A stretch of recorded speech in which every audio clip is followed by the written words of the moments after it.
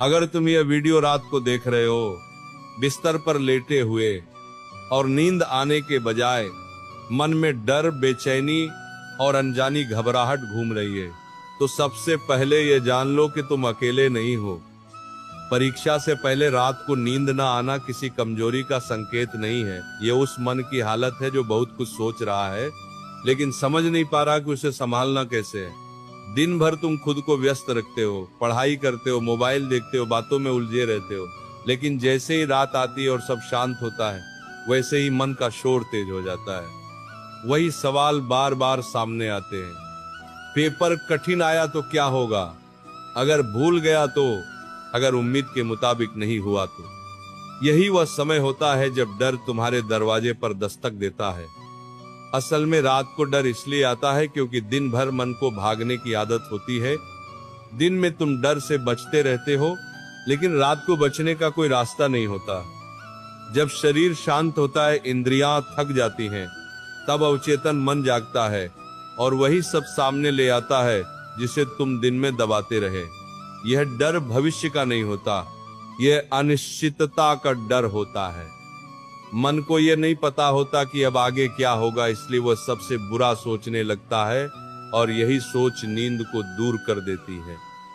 अब यह समझना जरूरी है कि डर तुम्हें नुकसान पहुंचाने नहीं आता, डर तुम्हें सावधान करने आता है। लेकिन जब डर को दिशा नहीं मिलती, तब वह चिंता बन जाता है। चिंता का मतलब है एक ही बात को बार बार सोचना, बिना किसी समाधान के। परीक्षा से पहले ज्यादातर विद्यार्थी यही गलती करते हैं। वे रात को भी पढ़ने की कोशिश करते हैं, मोबाइल देखते रहते हैं, बार बार किताब खोलते और बंद करते हैं, जिससे मन और ज्यादा थक जाता है। थका हुआ मन कभी शांत नहीं होता। अब समाधान सुनो। सबसे पहले रात को यह स्वीकार करो कि आज जितना पढ़ना था पढ़ लिया। अब यह समय दिमाग को शांत करने का है, न कि उसे और बोझ देने का। सोने से कम 30 मिनट पहले मोबाइल से दूरी बना लो। स्क्रीन की रोशनी सिर्फ आंखों को नहीं, मन को भी उत्तेजित करती है।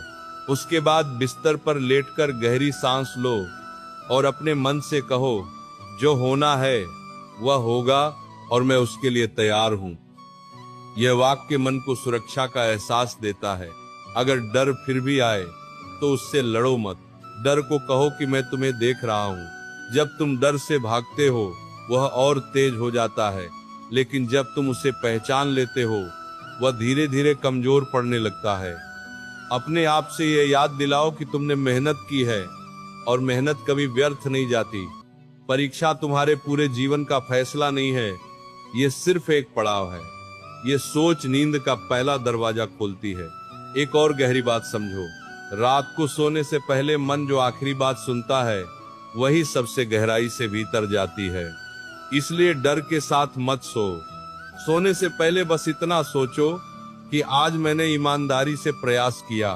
कल का दिन मेरे नियंत्रण में नहीं है, लेकिन आज का प्रयास मेरे नियंत्रण में था। यह भाव मन को शांत करता है और नींद को आमंत्रित करता है। याद रखो, नींद कोई समय की बर्बादी नहीं है। नींद वह प्रक्रिया है जिसमें दिमाग अपनी यादों को व्यवस्थित करता है। जो बच्चा नींद चुराता है, वह याददाश्त खो देता है। इसलिए खुद को दोषी मत समझो, खुद को अनुमति दो कि तुम आराम कर सको। शांत नींद अगली सुबह के आत्मविश्वास की नींव होती है।